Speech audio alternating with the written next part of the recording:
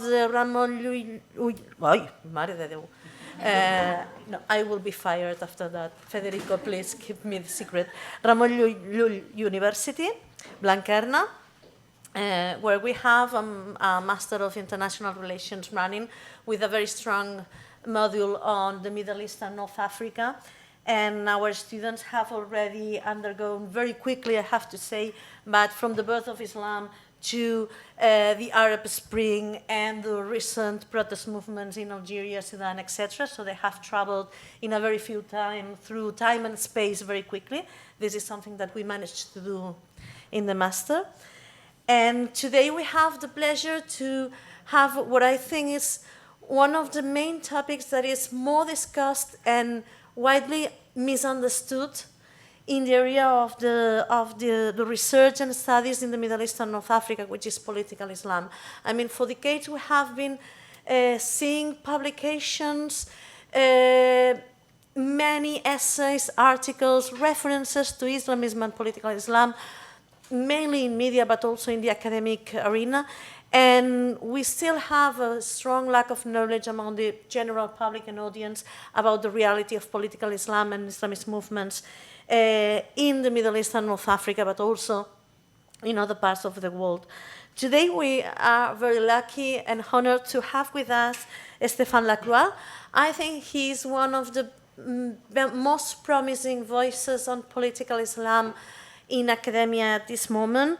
He's associate professor at l'École d'Affaires Internationales de Sciences Po, and he's researcher also at the Center for International Studies and Research. He has focused on Islam and contemporary politics of the Middle East, and he also focuses on issues surrounding the Gulf region. And he has published extensively on Egypt, on Saudi Arabia and other countries, but also on political Islam. And we invited him today because we wanted to ask him what's going on with political Islam and Islamism, particularly after the latest decade in which the region has suffered so much turmoil and unrest. So what's going on? How is particularly the situation of mainstream political Islam movements like the Muslim Brotherhood in Egypt? What's happening and what will be the future, and what about the dilemmas that have been always overshadowing political Islam movements? So for this, and with no more further ado, I will give the floor to Stéphane Lacroix, to whom I really thank for having accepted our invitation and sharing his thoughts and his researches with us. Thank you very much, Stéphane. You've got the floor. Thank you very much, Lourdes, and thank you for the invitation to IEMed and to your master. I know you have invited me with the two hats, as you said. It's a pleasure to be here in Barcelona, as always. And so I'll be talking about political Islam in the current situation. To give you the core of the argument, and I'll introduce it through my presentation, what I want to tell you is that I think political Islam as an organized force is going through probably one of the most difficult moments in its history, right? This is a moment of crisis for political Islam, and probably one of the deepest moments of crisis Islamists have had to go through. As I'll say, this doesn't mean that, and scholars have made the mistake before of trying to predict an eventual decline or disappearance of political Islam. I don't think this is the case, by the way. When I talk about crisis, I think it goes through cycles, right? So what we're experiencing now is a moment in which political Islam is in crisis, and I think there's, I see all the possibilities that Islamists will recover. Under which form is the question, but I think the appeal of political Islam is still there, and we'll see why throughout the presentation. Before I start, I will define what I mean by political Islam, or what I mean when I talk about Islamists, and I use the two words as equivalents, right? Islamism or political Islam. Think the Anglo-Saxon world used political Islam. France used Islamism, which got translated in English into Islamism. And now, in English, Islamism is becoming increasingly used as well, and I think the two words can be used as equivalents. So I will use them throughout the presentation as equivalents. So Islamists, as I understand and define them, are groups, organized groups, whose actions aim at shaping society or the state according to a particular interpretation of Islam, which they see as the correct interpretation of Islam, right? So it's groups who act in the name of religion according to a religious program, and their aim is to redefine society and or the state according to that religious program, right? To make things a bit simple, we could say that there are three different types of groups that belong to that definition, and those groups tend to have quite different histories, right? First are the Muslim Brotherhood and its offspring. The Muslim Brotherhood is an old organization that has not just that didn't only produce an organization, but also created an ideology that evolved and was adopted by other groups. So sometimes in Arabic, people talk about Al-Ikhwan al-Muslimin, the Muslim Brotherhood, and then they talk about Al-Madrasa al-Ikhwaniyya, the Muslim Brotherhood school of thought, which goes beyond simply the Muslim Brotherhoods. For instance, Nahda in Tunisia, the Islamist party, would be considered to be part of the Al-Madrasa al-Ikhwaniyya, the Muslim Brotherhood school, but not part of the Muslim Brotherhood as an organization, right? So it's a strain of thought, right? Yes, there's an organization, but beyond the organization, there's a strain of thought. What defines them? Well, so it's a group, as you know, the Muslim Brotherhood was created in 1928 in Egypt by Hassan al-Banna, and this happens in the context of the late Nahda, right? That reaction of the Arab world to the European presence and to colonialism and to what they see as European hegemony.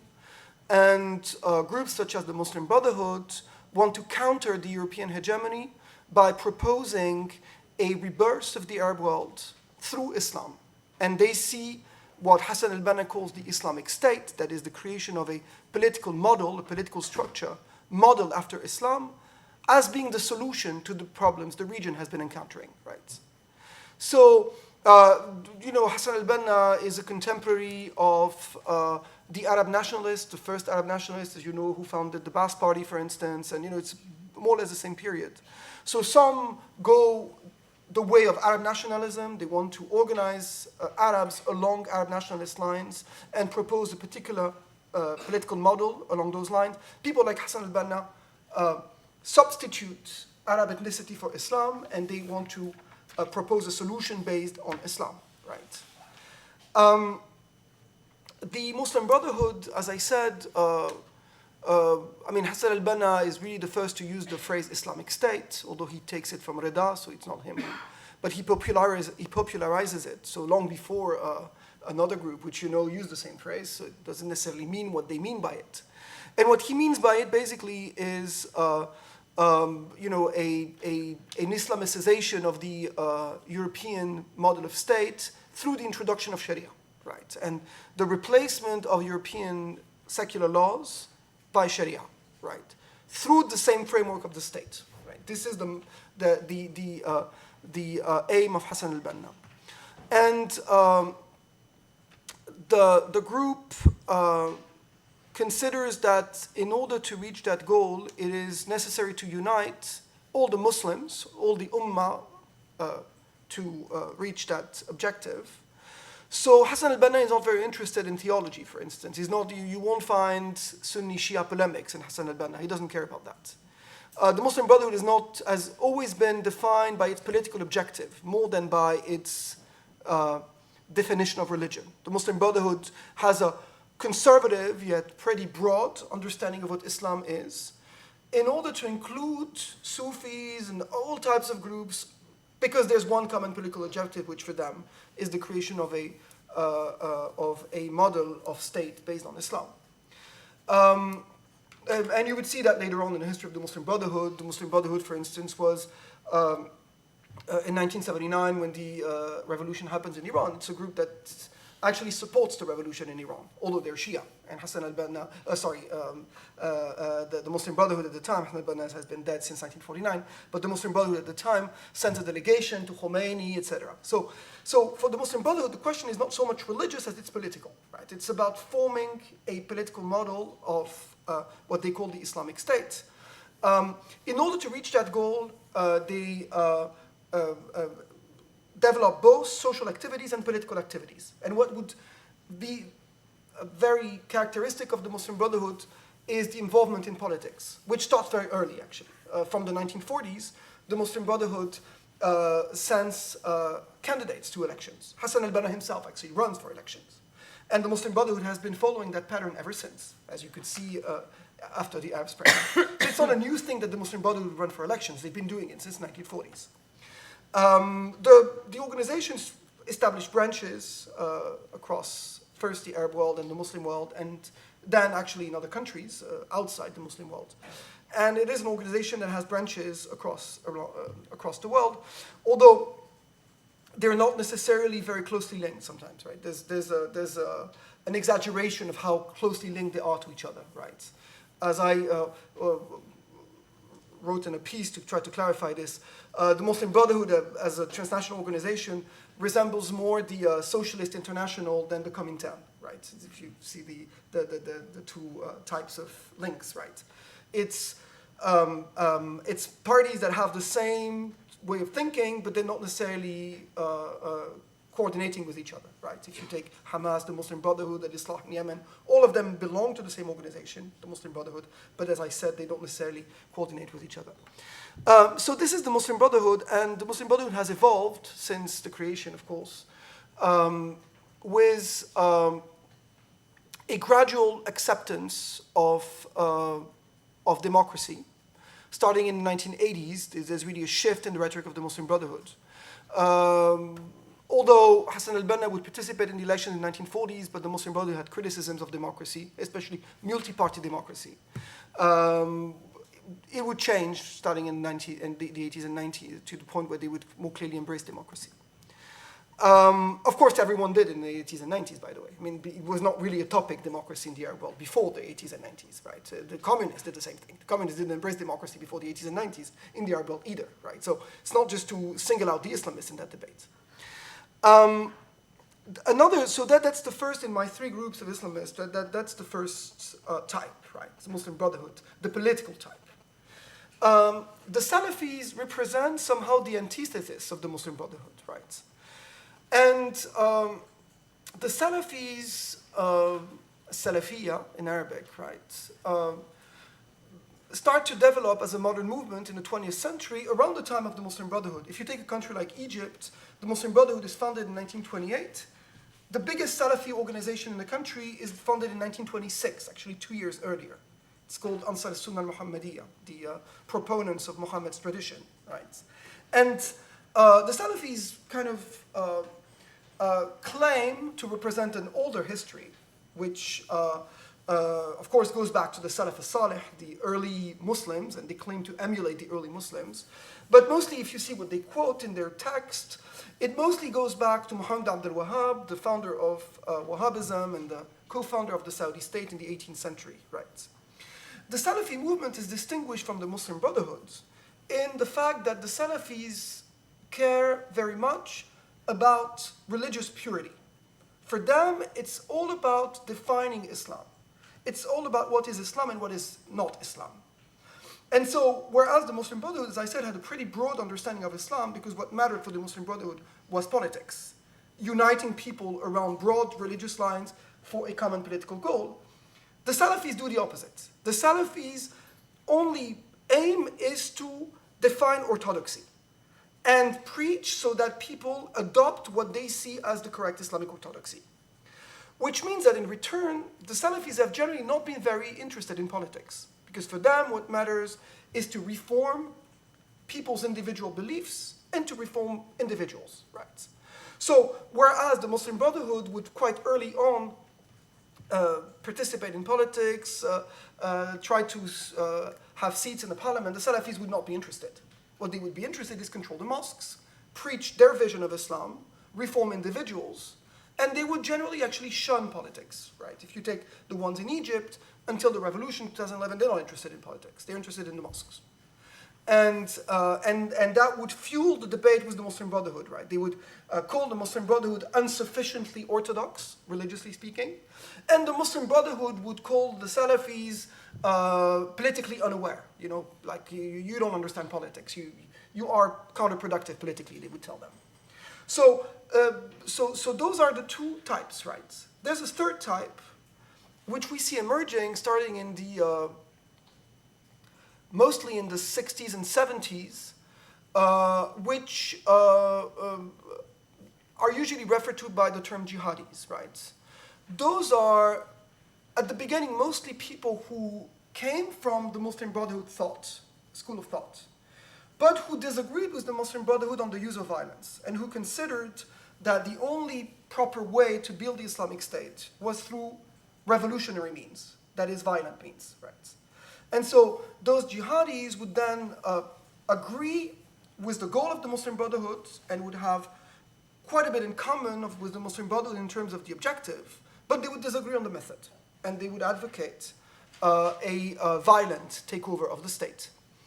Of course, the jihadis' history would continue to the point that they would redefine the enemy, and you may have heard that debate on the far enemy and the near enemy, which would start in the 1990s.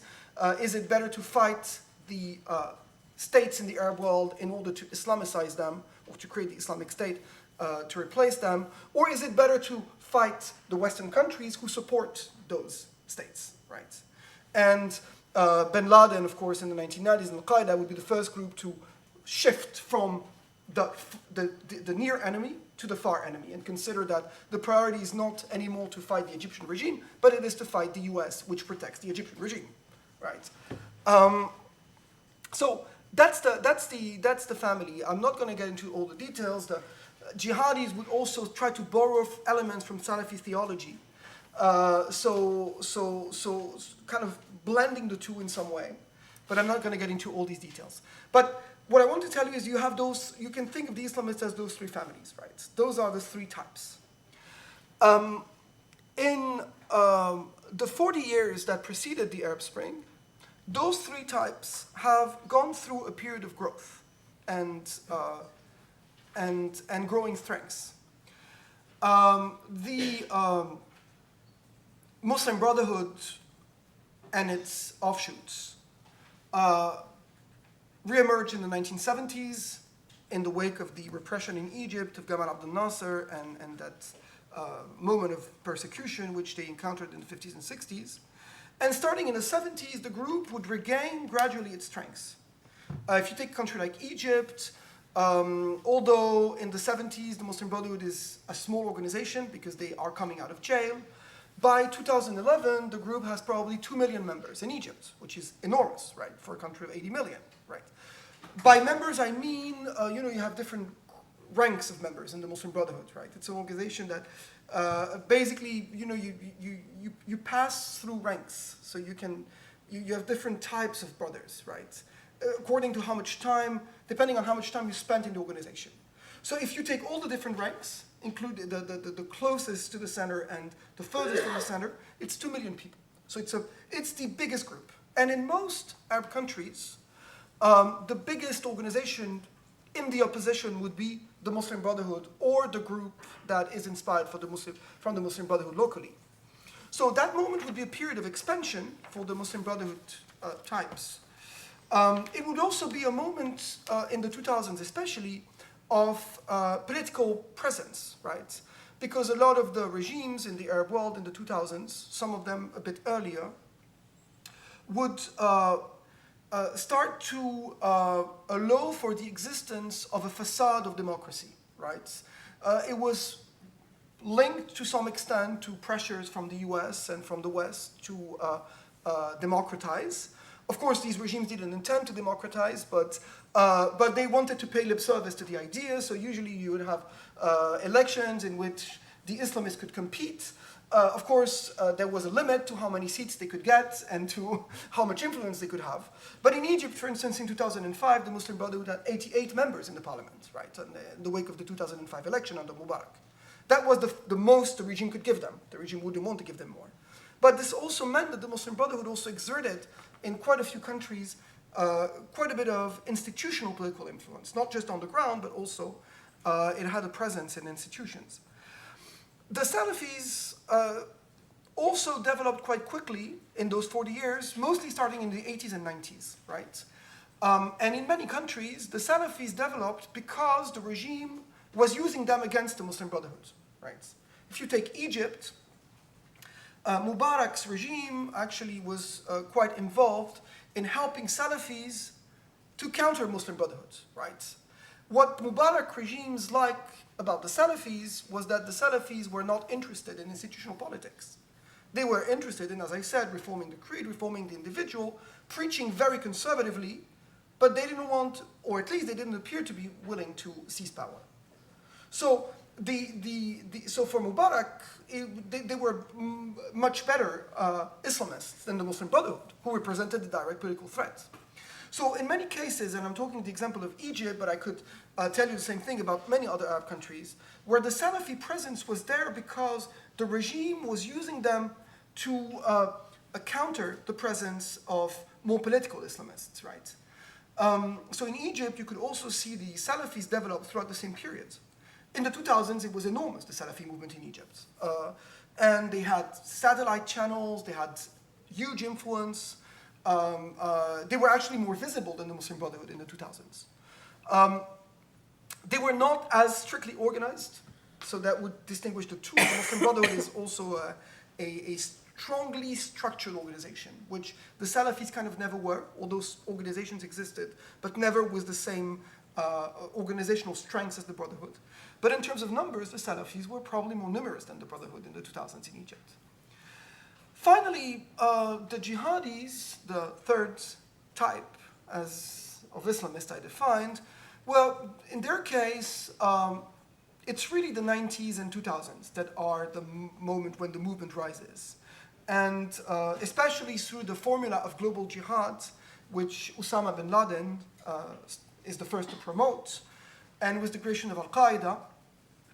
And so jihadis experience a moment of growth and influence that kind of goes declining after the mid-2000s, right? Because of the backlash provoked by not just the attacks of 9/11, but also attacks in Saudi Arabia in 2003, etc., that kind of provoke a counter-effort against the jihadis, which eventually weakens them in the years preceding 2011. So jihadis are not as strong as they used to be, but they're still there, and they have a number of places where they still matter quite a bit. Yemen, the Sahel, are places that are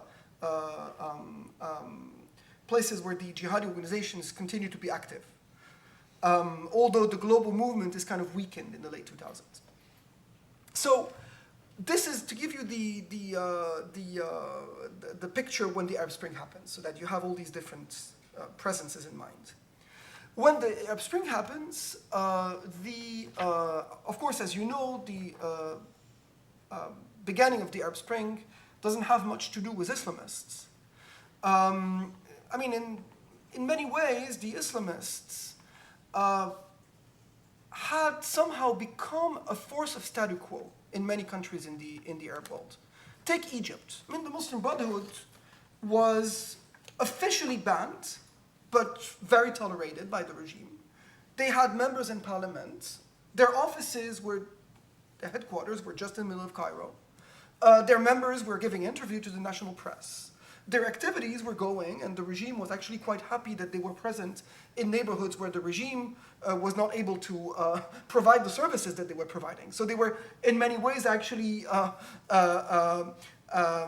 complementing for the failures of the state. And, there was a kind of a non-aggression pact with the regime in many ways, right? The Salafis as well. I mean, the Salafis were not interested in politics then, right?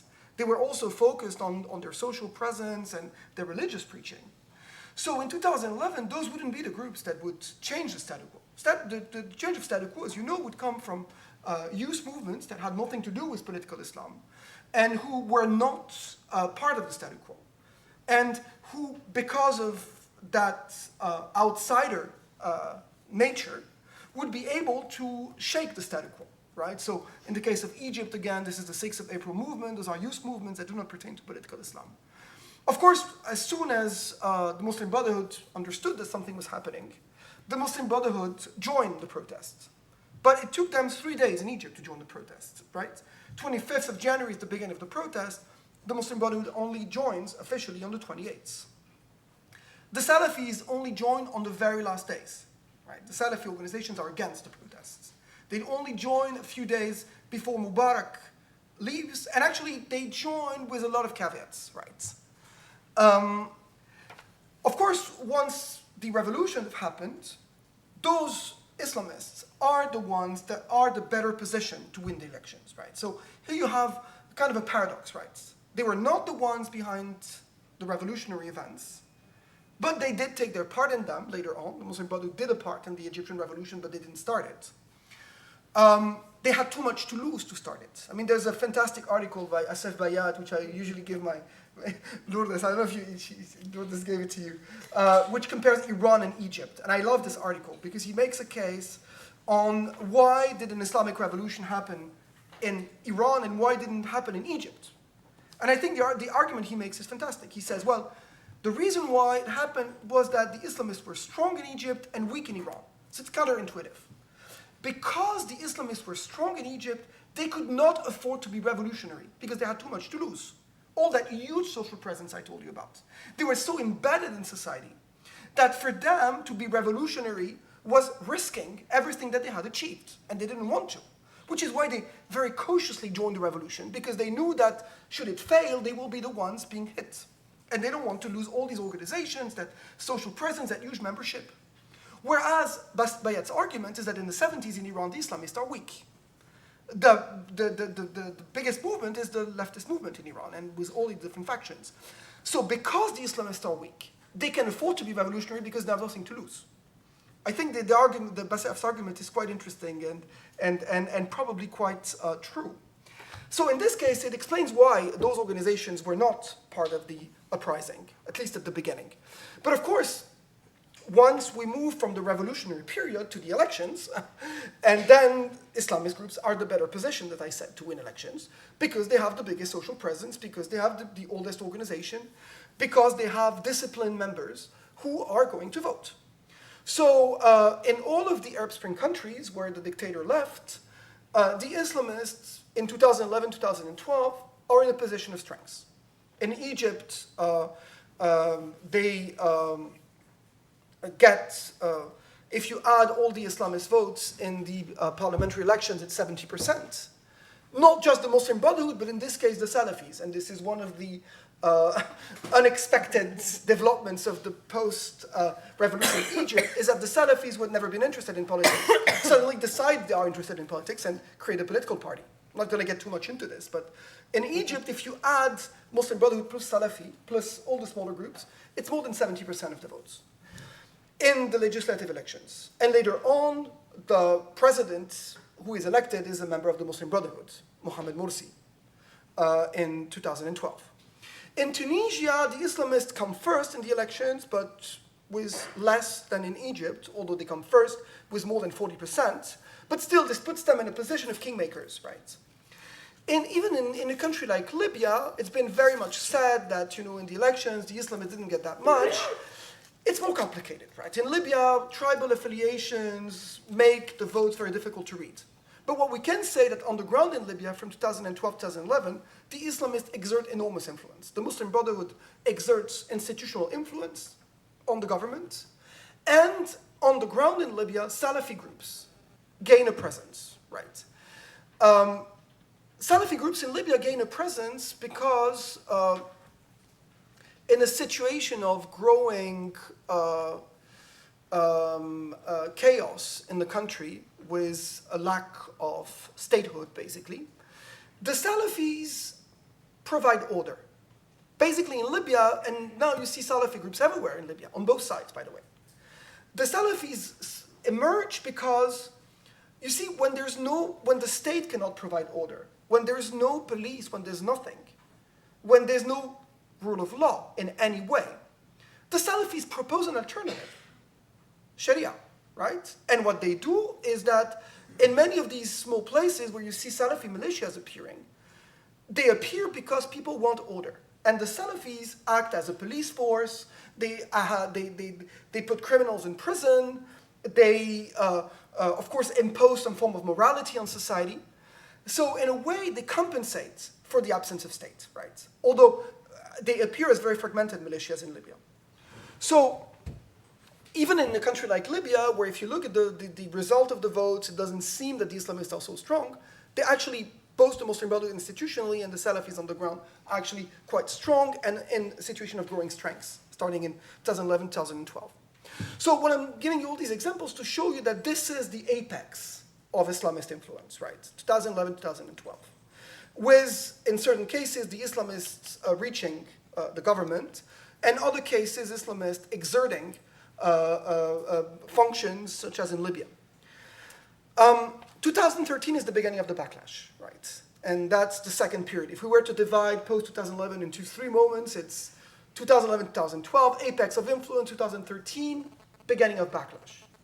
The beginning of the backlash against the Islamists has to do with a number of things. First, the return of the old regimes, right? I mean, in many ways, the 2011 revolutions were not really revolutions, right? When we use the, in political science at least, some of us would, we would call them revolutions because people like to call them revolutions, so we would sometimes use the term that people use because it has meaning that people call them revolutions. But at the same time, from a strict political science perspective, if you look at the actual change that happened in the political structure in the countries where the Arab uprisings happened, not much happened, right? If you take Egypt or Tunisia, the same military is still there. The same police is still there. The same judges are still there. You know, it's as far as can be from the Russian or the Iranian Revolution, where, you know, the revolution, turned into a complete change of state structure. In this case, the state structure remained. So the old regimes, what I'm saying is the old regimes were never very far. They were actually very much there. In the case of Egypt, actually the old regime supervised the transition, right? The military, which was part of Mubarak's regime, was the one supervising the transition. The intermediary president, until Morsi was elected, was Tantawi. Tantawi was the Minister of Defense of Mubarak. So what I'm saying is sometimes we get carried out when we talk about revolutions and we imagine that there was much more change than there actually was. Which means that the old regimes were very much in a capacity to spoil the transitions, which they would do, right? Everywhere they could. In Egypt, basically, what the military would do from the beginning is to spoil the transition, to make sure that this wouldn't turn into a complete democracy that could eventually question their interests as army. So the return of the old regimes was the first reason for the backlash, right? And it's obvious in Egypt, and you can see elements of this, of course, in Tunisia, etc., right? The second reason is that from 2013, you start to see a regional effort by a number of countries, led by the United Arab Emirates and Saudi Arabia, to not just reverse the revolutionary tides, but also launch a war on all Islamists. As I said, the duo is the UAE and Saudi Arabia, starting in 2013. Of course, those countries are conservative monarchies. They don't like revolutions to begin with. They especially do not like the Islamists because they see the Islamists as competitors, right? Who, in a way, propose a model that is not a monarchical model. I mean, the Islamists are more republican than monarchists, but one that claims its legitimacy from Islam, just like Saudi Arabia and the UAE. So in that sense, for them, they would be the biggest threat. And not just an external threat, but an internal threat. Saudi Arabia is very scared of its own Islamists inside the country, who have, before in the 90s, already campaigned against the monarchy. So in 2013, those two countries start to proactively not just arrest Islamists at home, but also start to project their power in the region to try to undermine Islamist government and Islamist presence everywhere it exists. The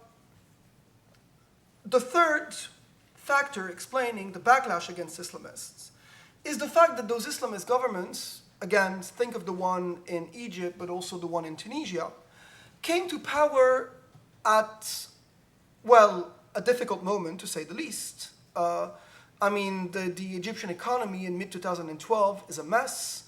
Any government who would have come at that time certainly would have suffered, because it's not easy to come to government a year and a half after a revolution when the economy is blocked and is stagnating. And those Islamists were mostly not very experienced politically, right? Of course, they were outsiders.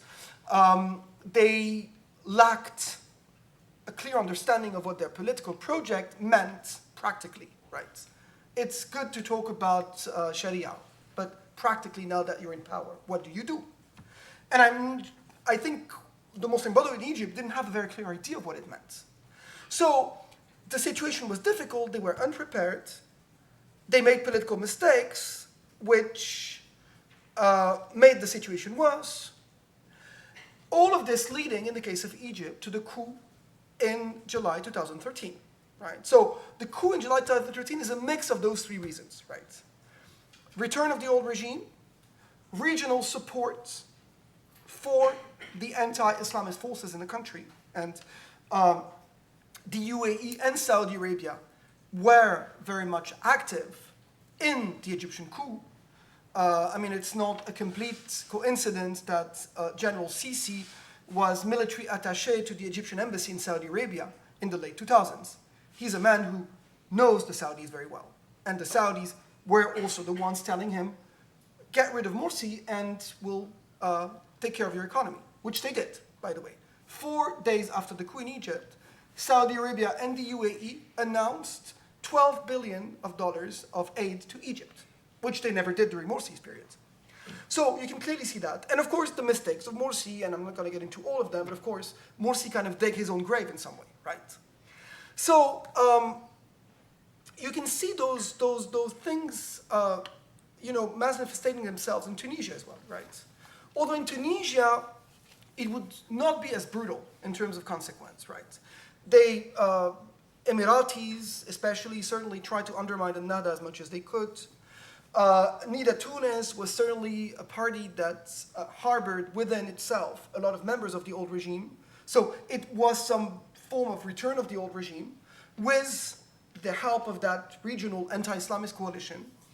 But in Tunisia, probably Beji Qaid al-Sebsi has to be credited for this. They didn't want to go so far as the Egyptians went. And they decided that, putting a Nahda under control was enough. There was no need to advocate for complete eradication, right? So, of course, the Nahda also made the right compromises to make sure that it wouldn't put itself in a position where the other camp would advocate eradication. But, of course, from 2013, 2014, Nahda has lost the key position it had, and now has to compose with Nida Tunis and with the pressures exerted from the Gulf, especially on Tunisia. So that period is a moment of, as I said, backlash against all these Islamists who participated in the elections and believed that there was a way forward through participation. And this happens to correspond, that backlash corresponds exactly to the moment when jihadism makes a comeback, right? Jihadism makes a comeback, although, as I said, jihadis were weakened in the late 2000s. In 2011, some people even imagined that the Arab Spring would be the nail in the coffin of jihadism, because now the Arab Spring had proven that change could happen through social movement. So there was no need for violence, right? And so even, what we know now by the accounts we have, especially of bin Laden's computer found in Abu Tabaz, that bin Laden was worried, actually. He was killed finally in May 2001, but he was worried. He didn't know how to react. Because in a way, what the street was doing in Egypt was exactly, the type of change. Of course, not necessarily with the same goal, but they had managed to get rid of Mubarak at least, and he, with his methods, had never achieved such success. So the jihadis at the beginning were really worried about how this was going to go, and was it going to make them irrelevant? Well, by 2013, jihadis feel that their turn has come. First, of course, because the brutality of the repression produces a radicalization on the side of the opposition. And I think Syria, of course, right? In the case of Syria, the situation would create a fertile ground for jihadism, both because, you have areas where the state is not in control anymore, so it's a perfect space for jihadism, but also the brutalization of the population produces people who are willing to embrace violent methods against the regime. And of course, the jihadis can also tell all the other groups that, well, we told you so, look what happened in Egypt. You believed in that democratic game that they were advocating. You thought that you could, get what you wanted by participating. And look what you got. 60,000 political prisoners in Egypt, a few thousand Muslim Brotherhood members killed in Rabaa in August 2013. So for jihadis, it was a form of vindication. And Zawahiri actually produces a number of speeches.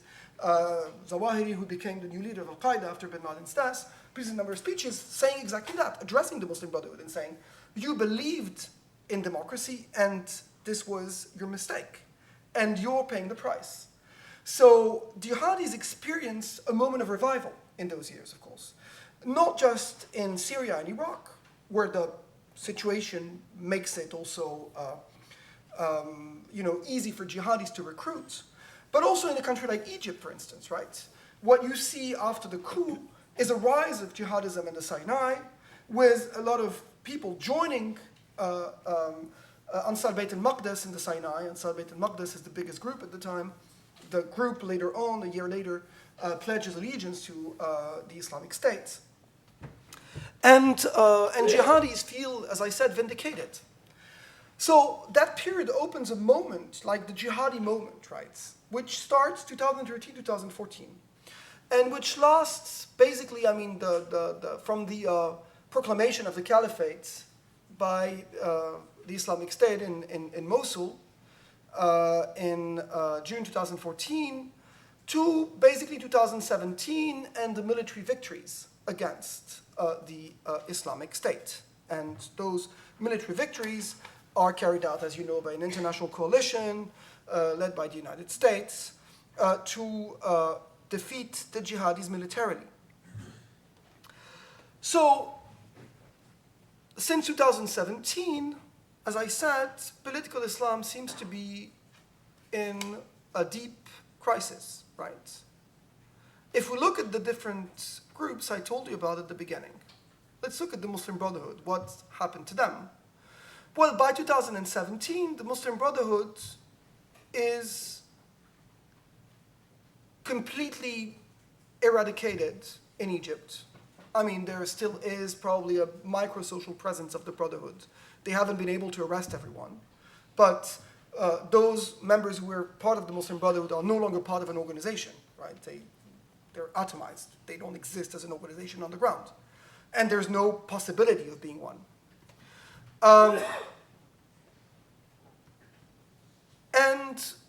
In other countries, take Syria, for instance, the opposition has lost. The opposition also had a strong Muslim Brotherhood presence, so they're not there anymore. Et cetera, right? So you have the Muslim Brotherhood is completely weakened in what used to be its original basis. In Tunisia, Ennahda survived by saying, in 2016, we have nothing to do with political Islam, and we're not part of the Muslim Brotherhood, right? And make it official in their 2016 annual conference, in which basically they made it clear that they had nothing to do with any of this. We're Muslim Democrats. And this is the moment when Nada would want to stop being called Islamists. They would say, no, we're Muslim Democrats, we're not Islamists. We have nothing to do with the Muslim Brotherhood. Of course, they're doing this because they feel that the Muslim Brotherhood label has become a liability, right? And they don't want it. They don't want to be called that way. In other countries, even where the Muslim Brotherhood used to be quite recognized, the effects of the Saudi Emirati enterprise are being felt. Take a country like Jordan, where the Brotherhood was quite strong and was always in parliament, and was actually quite close to the monarchy at some point, by the way. The Muslim Brotherhood in Jordan always played a role in which the monarchy used the Brotherhood against the more leftist movements. In Jordan, the monarchy has produced a split within the Brotherhood in order to weaken the Brotherhood. So now in Jordan you have two Muslim Brotherhoods because of a quarrel around the belonging of the name Muslim Brotherhood, basically. So a minority group supported by the Jordanian monarchy went to register the name Muslim Brotherhood because it was never registered. And so then they said, now we're the only Muslim Brotherhood. So the other guys cannot call themselves Muslim Brotherhood anymore. I mean, all types of tactics to weaken the group, right? I'm giving you this, it sounds like an anecdote, but it was actually a big thing in Jordan. Even in a country like, take another country, I mean, I'm not going to go through all of them. Take a country like Kuwait. Again, Kuwait was a country in which the Muslim Brotherhood always had members in parliament and was also an established group. Again, in Kuwait, they're fearing, they're seeing the pressure of the state much stronger than it ever was. And although they haven't been arrested and they haven't been made illegal, they're still there in Kuwait, but under heavier pressure than ever in their history. Of course, what makes it complicated is that Kuwait is part of the GCC, and there is supposed to be a security agreement among the GCC. So basically, if the Emiratis and the Saudis consider the Muslim Brotherhood to be a terrorist organization, and so they demand that Kuwait arrests its Muslim Brotherhood members, which Kuwait doesn't want to do, but at the same time it has to pay lip service to the other members of the GCC, which also explains why the Muslim Brotherhood in Kuwait is under such high pressure, right? So what I'm seeing is that the Muslim Brotherhood is under heavy pressure across the region. Its members now are only able to act freely in exile. And exile means mostly Turkey and Istanbul has certainly become the new capital of the Muslim Brotherhood. Erdogan was pretty happy to harbor them.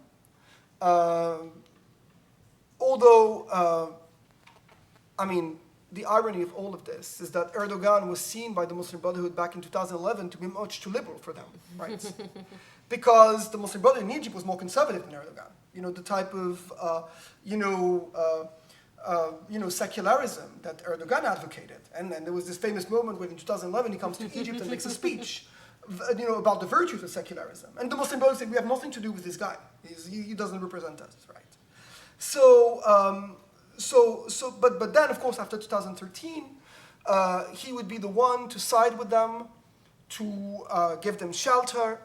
Of course, also as part of the competition regionally against Saudi Arabia and the UAE, right? So he would also use them against Saudi Arabia and the UAE. So the Muslim Brotherhood found shelter in Turkey, where they were given residencies and permits to open TV stations, etc., etc. And to some extent in Qatar also, as part of the same regional game, so Qatar and Turkey on the one hand versus Saudi Arabia and the UAE on the other hand, and Qatar and Turkey supporting the Muslim Brotherhood that are considered terrorists by the two others. And to a small extent in the West. You do have quite a presence of Muslim Brothers in London, in Brussels, a little bit in the US, right? But the biggest base is Istanbul, for sure. That doesn't mean that the Muslim Brotherhood, of course they have, the leaders that have not been arrested in Egypt and elsewhere have found shelter in those places. It doesn't mean that their situation is comfortable at all, right? In Istanbul, the situation is not easy for the Muslim Brotherhood. The Turks are harboring them, but they're not, giving them a golden treatment, right? I mean, a lot of brothers in Istanbul have to make a living, and especially now that, some of the Egyptians kind of understand that they're not going to go back to Egypt tomorrow. So you start to see some of them studying, learning Turkish, envisioning a life in Turkey. Some of them getting citizenship, by the way, Turkish citizenship. So, it's not to say that it's an easy moment and that they're just waiting for the moment when they come back in Egypt with, triumphantly. This has also fueled a degree of internal dissidence within the Brotherhood unseen in its history. The Muslim Brotherhood traditionally was an organization with very little dissidence. It was also part of the way the organization was created. Hassan al-Banna kind of envisioned, an organization in which there was the notion of discipline, organizational discipline was very strong. You had to follow orders in the Brotherhood, etc., etc. So it was a group that was not very prone to the splits that you tend to see in other Islamist organizations, right? Some have argued that basically, the Hassan al-Banna kind of followed the model of the communist parties, in terms of organizational discipline. And it's true that if you go back to the history of the Muslim Brotherhood, there is one case of a split in the 40s, but it's a small split. It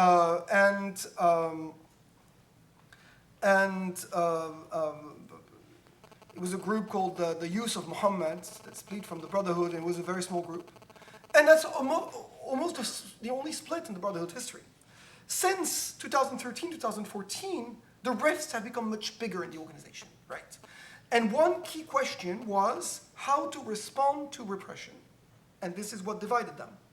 With some of the members saying, despite the violence of the Sisi regime, we have to remain peaceful because, that's the only way for us to keep our credibility, and it's a way to expose the brutality of the regime by ourselves not becoming violent. And then a second faction saying, no, they're being brutal against us, so we have to be brutal in return. And so advocating the use of targeted violence against the police, the military, etc. And that led to a moment when in 2014-15, officially two organizations calling themselves the Muslim Brotherhood existed side by side. At some point, actually, and I think actually until today maybe, I haven't checked recently, you did have two Muslim Brotherhood websites claiming to represent the Muslim Brotherhood.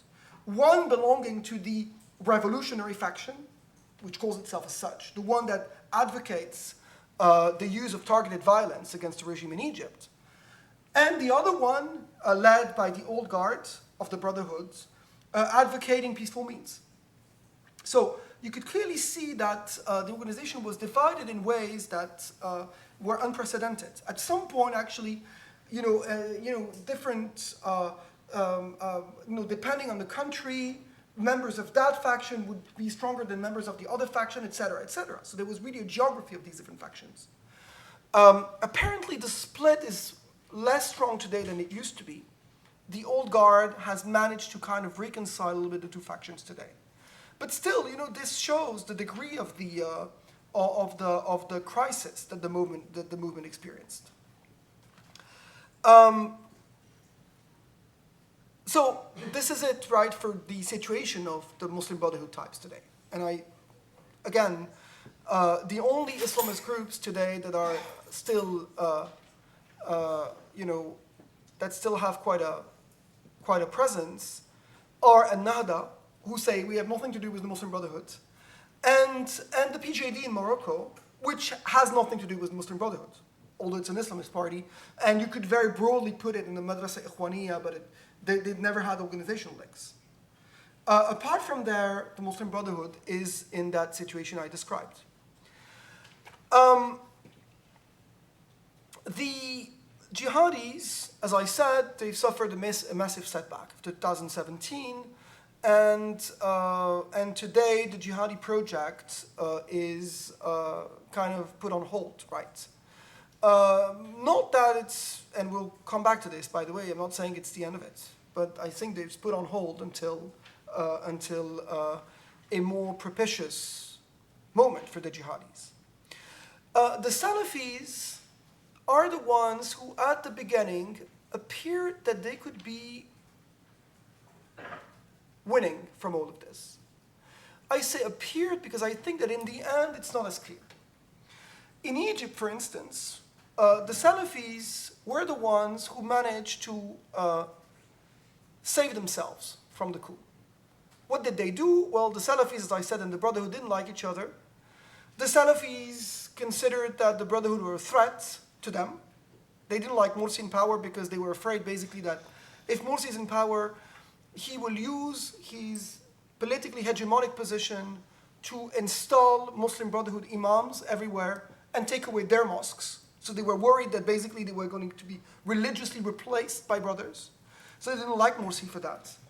And the Salafis kind of moved closer to the army in 2013, and eventually in Egypt ended up backing the coup, which at the beginning seemed to indicate that they were trying to offer their services to the Sisi regime by basically telling the Sisi regime, and which they did actually, you know, the regime needs some form of religious legitimacy now that it has overthrown Morsi. It needs also a movement able to control the religious base, and the Salafis offered themselves for that. At the beginning, there was signs that the Salafis were going to exert quite significant influence on their Sisi. In the end, it wasn't the case, right? I think Sisi is too much of a statist to believe that he can outsource social control to religious movements. And so what Sisi did instead was to try to pop up Al-Azhar, to reconstruct the authority of Al-Azhar, that is the state institution, and not rely too much on the Salafis. Although in Egypt today, the only religious movement that is independent from the state, that still operates on the ground, are the Salafis. And the only religious movement that has members in the parliament are the Salafis. So the Salafis have been able to at least save their influence, but not necessarily expand their influence as they believed they could back in 2013. So the Salafis are not doing that bad, but they're not doing that well either in Egypt, right? In Libya, it's the same thing. The Salafis have been pretty much the winners of all of this. As I said, the more Libya went into the hole of chaos and civil war, the more the Salafis provided the type of micro-social order that was lacking. To the extent that today, basically, I mean, the strongest force on the ground in Libya, on both sides, are the Salafis, right? Both in the Haftar camp and in the Tripoli camp. And the irony of what's happening right now, when Haftar, who is backed by the UAE and Saudi Arabia with this kind of anti-Islamist rhetoric, right? He is their he is their representative in Libya in many ways. Well, when he fights against the other camp in Tripoli, it is mostly Salafis fighting Salafis on the ground. That is, Salafis loyal to him. Salafis believe that they have to be obedient to the authorities over them. So Salafis in the east of Libya follow Haftar, Salafis in the west follow Tripoli, which is, again, based on the fact that they consider that, they have, I'm not going to get into the details of Salafi political theology, but it's this notion of wali al-amr, the persons in authority have to be obeyed, Salafis believe. So on both sides, they side with their leader, which means that now on the ground you actually have Salafi brigades fighting Salafi brigades, some of them for Haftar, some of them for Tripoli. But at least, they've managed to gain from that situation. And certainly, Salafism is today the biggest social force in Libya. So again, Salafis have done quite well in Libya, but at the same time, it's ironic that in the end, they are also being drawn in the war. They are also fighting against each other. So as I said, just like in Egypt, they have managed to increase their influence, but the situation is not ideal at all for them. What makes the situation even less ideal for Salafis, although again, one could say that after 2013 and the counter-revolutionary backlash, they appeared to be in a good position, or in a better position than some other groups. Well, on top of this came what's happening in Saudi Arabia. And I'll end with that, right? Because, as you know, since 2015, there has been a new king in Saudi Arabia, King Salman, replacing King Abdullah. And King Salman has brought his son to the position of Crown Prince, Mohammed bin Salman, known as MBS. Everyone knows him by now. And MBS has tried to promote his new, his power grab, basically, because that's what he did. He's actually seized power in the country by eliminating his rivals within the family and within the other social sectors in the economy, in the religious field, etc. And he's tried to do that by constructing for himself the image of a reformist, someone who wants to reform Saudi Arabia. Reform Saudi economy, but also, in order to reform Saudi economy, reform Saudi society, and in order to reform Saudi society, reform Saudi Islam, right? And indeed, I mean, although one should be very clear about the motives of Mohammed bin Salman, right? Mohammed bin Salman is doing this as part of a power grab. He's not doing this because he's enlightened. He's doing this because it is part of the power dynamics within Saudi Arabia, right? But at the same time, it has concrete effects. And one of the concrete effects of what Mohammed bin Salman has been doing is that he has been trying to promote a new version of Salafism that, and he has appointed new religious figures in the country to speak for that new version of Salafism that advocates things that Salafis always considered to be against their vision. For instance, you know that one of the things that matters the most in the Salafi vision of Islam is that, gender mixing is supposed to be completely anti-Islam. You cannot have a man and a woman who are not related by family in the same room, right? Now what we're seeing in Saudi Arabia is a lot of gender mixing happening, right? And Mohammed bin Salman and the state organizing those events with the two genders mixing. For the Salafis, you cannot have music. Music is supposed to be haram for the Salafis, right? Because, again, that's an old Salafi position. Now, Mohammed bin Salman is organizing concerts. Concerts where men and women mix.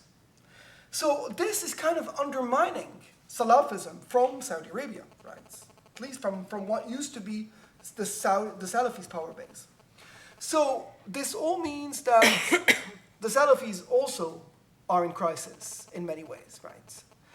Despite the elements that I've given you that show that after 2013 they appear to be in a better position than others, probably the Salafis' crisis is even deeper than some of the other groups. Of course, let me be clear. When I talk about crisis, I'm not talking about the end or, I think, as I said at the beginning, it goes through cycles, right? What we're seeing right now in the region is a project carried out by a number of states, led by the UAE and Saudi Arabia and Egypt under Sisi, which aims at reorganizing the region along neo-authoritarian lines. I say neo-authoritarian because the authoritarian we're seeing right now is different from the authoritarianism we knew from the 2000s. Mubarak was a much softer figure than Sisi. As I said, under Mubarak there was elections, although they were rigged, but still, people could participate and get part of the parliament for the opposition, and there was a semi-independent press. So political spaces existed under Mubarak, right? It is exactly against that this new alliance of new authoritarians is positioning itself. Sisi considers that the reason why 2011 happened is that Mubarak was too weak, too soft. And this is the same idea the Saudis and the Emiratis have. So for them, what they want is a new model of authoritarianism, which kind of resembles much more the authoritarianism of the 50s than it does the authoritarianism of the 2000s. A much harsher version of authoritarianism, one that doesn't leave any space for politics. Which is why, I mean, today you may say that in Egypt there's no Muslim Brotherhood left. I would add there's no politics left in Egypt, right? I mean, what we're seeing under Sisi is the death of politics. And of course, those regimes are not just fighting the Muslim Brotherhood, they're fighting politics, right? And in the case of Saudi Arabia and the UAE, replacing it with entertainment. This is what they want, right? If you, instead of expressing political views, just go to a concert or go shopping. Basically, this is the view of in the UAE and Saudi. So this is the model they're trying to promote, not just in their countries, but regionally, by supporting similarly minded figures across the region. Well, I think there's quite a chance that this project will fail, right? What can be done in the UAE with the size of the UAE and the demography and the sociology of the UAE cannot be done at the level of the region, right? The Middle East will not become an XXL version of Dubai. So there's a moment when, again, that model will not provide the type of answers people are looking for. And you can see it with what people call the second wave of the Arab Spring. So this model is not sustainable, which means that people will start looking again for alternatives, right? And again, until now, the only alternative that exists and that has a strong base is still, well, in many ways, the Islamists. It might not be the same Islamists. I'm not sure the Muslim Brotherhood can recover from what it's going through. But I can tell you that the idea that Islam could form the basis of a political program will remain. It might be formulated in many different ways. It might, reformulate itself in a more radical or more centrist way, and it could go both ways. But again, I can tell you, at least what I'm sure is that it is not the end of political Islam in the broader sense, whatever happens. But it goes through cycles. Now, we're at that phase of the cycle. And well, let's talk again in 5 or 10 years. Thank you.